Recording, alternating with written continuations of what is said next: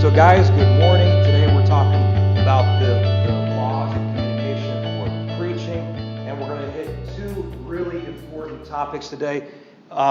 It's really something that helps you connect a message, because it's no use putting a message together if it doesn't connect to the hearts of the people that you're speaking to. And so I want to give you an example this morning. I brought with me some pieces of concrete, some chunks of concrete. It's got some spray paint on it. It's really, most people would look at that. You found that on the ground somewhere, you would not even notice it. You'd step over it, you'd walk over it. It looks like just trash, right? But someone took the time to put it on a little mount here so they could hang it on their wall.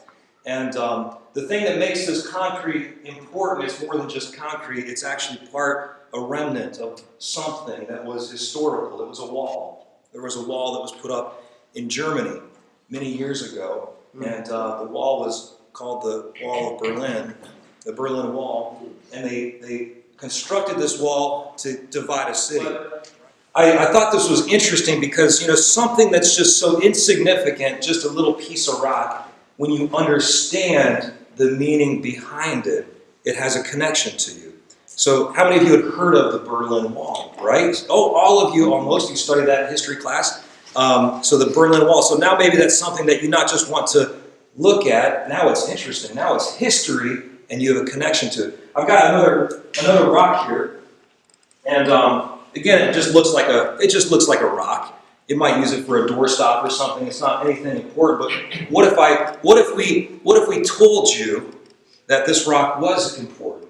What if we told you that this rock came from Jerusalem? Well, now that's pretty cool. Now it's a cool rock because it's a Jerusalem rock. What if we go a step further and say this rock, this wasn't found as they were excavating an area that was a garden. And in the garden was a tomb.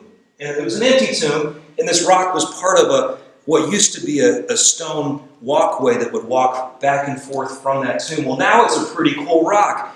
Now it's got a connection, not just to Israel. Now it's got a connection to possibly Jesus. Could this have been one of the rocks that Jesus stepped out of the tomb in his resurrected body and walked on the stone? Well, now that's a pretty cool stone. Now you guys don't just want to, you don't just care about it. You want to touch it, you want to feel it. Did Jesus walk on this rock? Now, actually, it's not a Jerusalem rock. I was just kind of fooling with you guys. I found that in my yard this morning. And but see, you had a connection to this for a moment, didn't you? Yes.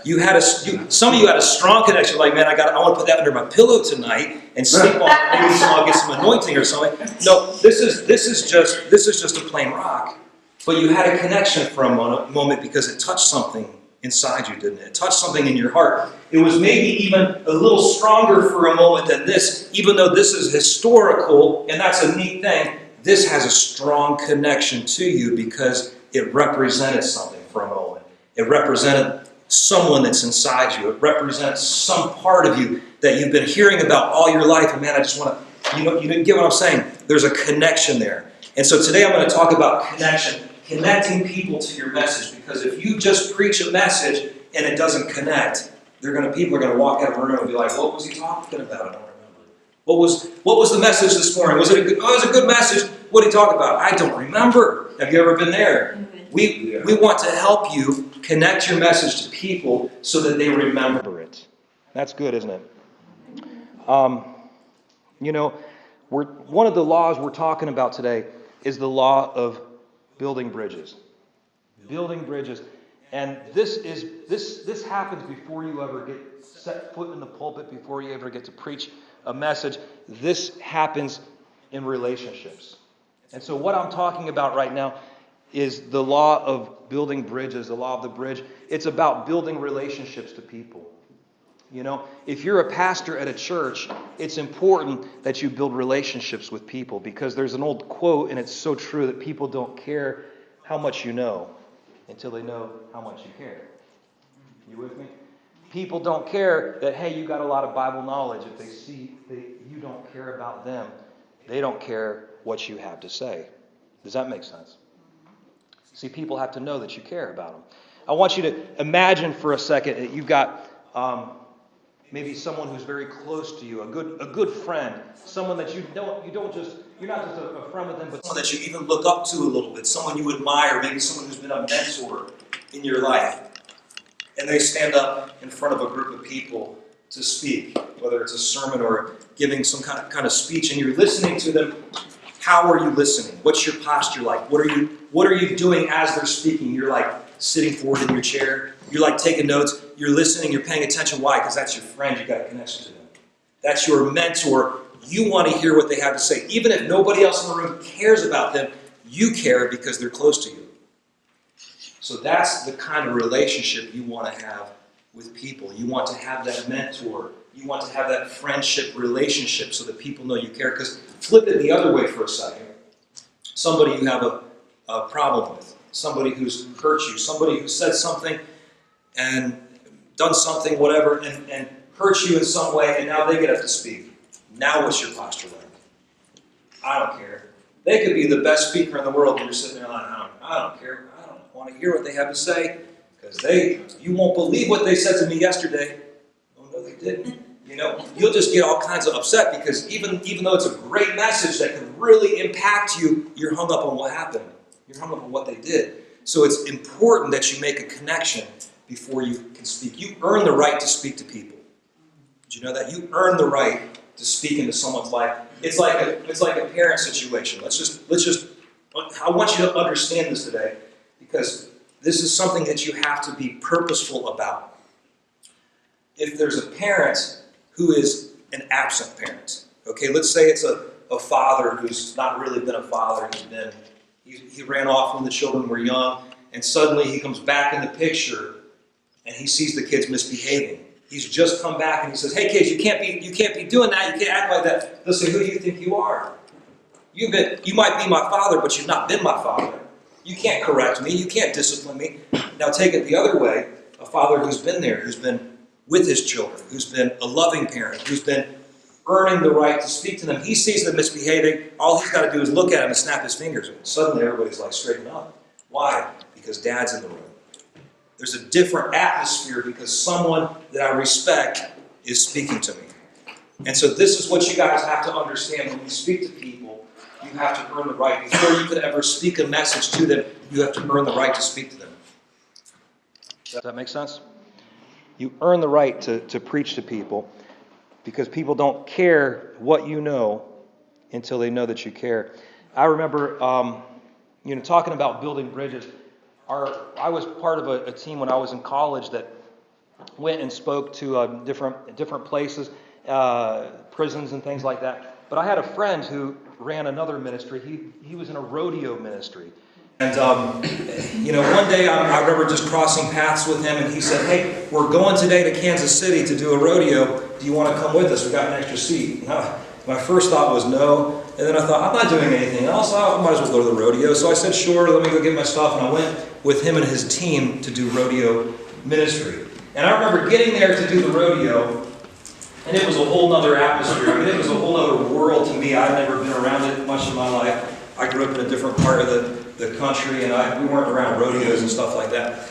And so I went in there, and here's the cowboys, walking around. Everybody's got the big boots. Everybody's got the big old belts. Everybody's got the jean jackets. Everybody's got the cowboy hats. And they all look the part of the cowboy. Every person there, except for me and most of the group I was with, too. They were just, a bunch of kids like me. And they were just walking around. We're helping around with the rodeo and stuff like that. And I'll never forget this guy. He was the rodeo chaplain. His job was to travel with the rodeo and preach to these cowboys. And we were going to be working with him to do this ministry on a Sunday. And so we're there with the chaplain, and he sat us all down. He said, "I got to talk to you guys." He said, "I'm upset with you guys." And I said, "I wasn't even supposed to be here." I'm thinking in my head, I should get out of here. But this guy's like, "I'm upset with you guys, and I got to tell you why." He said, "All you came in here, and not one of you has a cowboy hat. And not one of you is wearing cowboy boots, and not one of you has a big belt buckle and all this stuff." And he said, "If you're going to come speak to people, you've got to connect to them. You've got to show them that you want to be part of their world." And it really made an impact on me. I'll never forget that, because I thought, if I want to go speak to people, I got to become like them. Isn't that what the Apostle Paul said? "I've become all things to all men so that I might win some." So it's not necessarily, this isn't about necessarily becoming something that you're not, but it's about identifying with people. It's about taking the time to show people that you care and identifying with them and building a bridge into their world. Okay? So you have to be purposeful about this. And how you do it, I can't tell you one set thing because it's going to be different for every person, but you have to figure out a way to get into the lives of people. So it might be if you're at a church that you purposely go and target people. If you're a youth pastor, you go and you target the youth. Hey, what are you doing? What are you into? You're into football, you play on the football team, great, I want to start coming to some of your games. Tell me when the big games are, I want to come. You start getting involved in people's lives and showing them that you care. If you're a senior pastor, you're going with the parents to some of the games. If you're a senior pastor, you're going with meeting people for lunch and having lunch with them and taking them out, finding out what interests they have. Hey, you love playing frisbee golf? I want to play frisbee golf with you. You know, I want to do some things with you guys and get to know some of you and build relationships. And that's one of the reasons that pastors, you always see them going to the hospital when people are sick and things like that. I mean, the main reason is they want to pray for them because we believe God wants to heal them. But it's also building a bridge into their world, showing that I'm not just here to preach to you on Sundays. I care about you. You know. And right along with that, you guys, right along with that, the law of the bridge is the law of engagement. I think they kind of go hand in hand. The law of engagement and the law of engagement. If the law of the bridge takes place before you preach, the law of engagement takes place while you preach. So what the law of engagement is about is connecting your message to the heart of the people. Okay? So it's kind of like this rock again. You had a connection, right? I want my message when I speak to connect into your hearts. I want a message that I speak to make a connection to you so that you remember it. Because if I can find the way to your heart, the message will make sense to you. The message will stick with you. The message will do what it's intended to do. But sometimes you hear a message and it goes in one ear out the other because why? It doesn't get down inside you. It doesn't connect to you. But if someone speaks a message and you ever hear a message and you're like, man, that message was for me because it felt like they were saying everything that I needed to hear today. And then what happens? That message sticks with you. Why? Because what happened is it touched your heart. And so a message needs to touch people's hearts.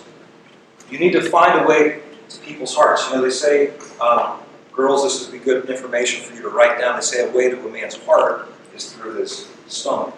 Why? Because guys like to eat. And if you are a good cook, the guy's going to fall in love with you. He won't be able to help it. Okay? So listen, if you want to find the way, you got to find a way to people's heart and take that road when you're preaching. I remember preaching a message when I was in England years ago, and I was using as like I don't know why, I was just young and hadn't really thought it through, but I was using as a big part of my illustration this thing, a big part of my message, this illustration about when I was young. And when I was young, my parents had a station wagon, right? And I don't know if you guys ever grew up with station wagons, but when I was coming up, everybody, all the parents, they all had station wagons. It was just like trendy. And so we used to love the station wagon. We'd always fight to see who could ride in the back of the station wagon because that was the most fun place to sit. And so I was talking about this in my message a lot. And the people came up to me afterward. They said, no, we've never seen a station wagon. I said, what do you mean you've never seen a station wagon? They said, we don't have station wagons over here in England. And I said, oh, so that whole thing I was talking about didn't make any sense to you, did it? They said, no, we understood what you're talking about, but we didn't really get it. It didn't connect to them because they didn't have that same experience. So it's important when you're speaking, things connect to people. If I'm over in England and I start talking about pounds, they're going to think I'm talking about money. But you know I'm talking about my weight. If I start talking about stones, you might think I'm talking about this. Well, that's what they call pounds over there. They call stone. You know what I mean? Sometimes things get lost in translation.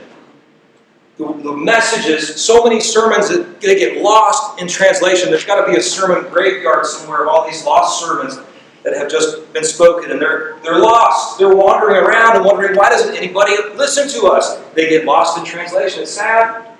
You don't let your sermons get lost in translation. Don't let it get lost. Make sure it makes sense to the people you're speaking to. You with me? Listen, it might seem like a small thing. Well, it's just an illustration. No, it needs to make sense to people. It's just a little part of the message, and if it makes sense to me, at least it makes sense to me. No, it's got to make sense to the people.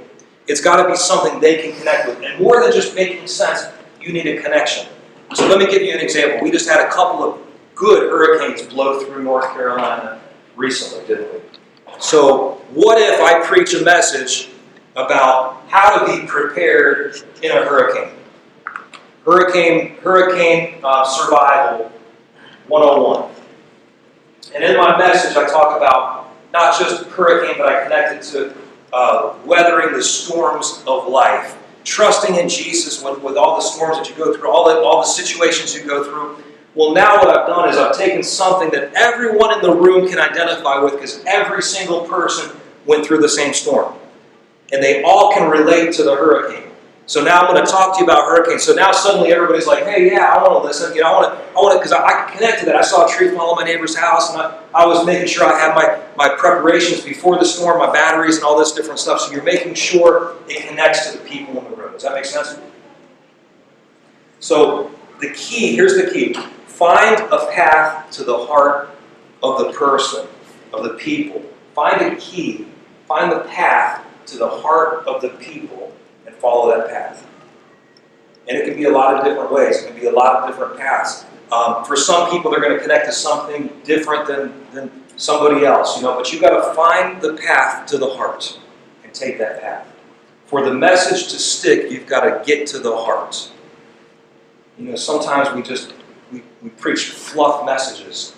I don't say we, but people preach fluff messages, and they wonder, why didn't that impact anybody? Because there was nothing to impact anyone. It didn't touch anyone's heart. If it's going to impact somebody, it's got to touch their heart. So you might talk about struggles that people have. You might talk about difficulties that they're going through. You might talk about whatever different feelings and emotions and all these things. But you got to get to the heart. You got to get to the heart of it. So I'm going to just close with that. Talk about, as you preach, talk about struggles, talk about dreams, talk about hopes, whatever it is, make it real for the people. Make it real for the people and get to the heart of the matter. Give them a reason to listen. Okay? Make connection.